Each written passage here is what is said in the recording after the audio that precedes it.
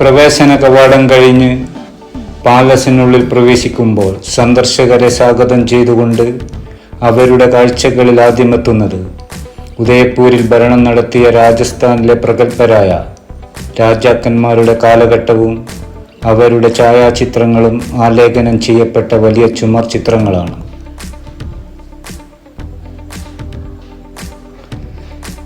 ചില്ലുകൊട്ടാരം എന്നറിയപ്പെടുന്ന ശീഷ് മഹൽ, കൃഷ്ണവിലാസ്, മോട്ടി Mahal, pearl palace എന്നിവയാണ് സമുച്ചയത്തിലെ മറ്റു കൊട്ടാരങ്ങൾ.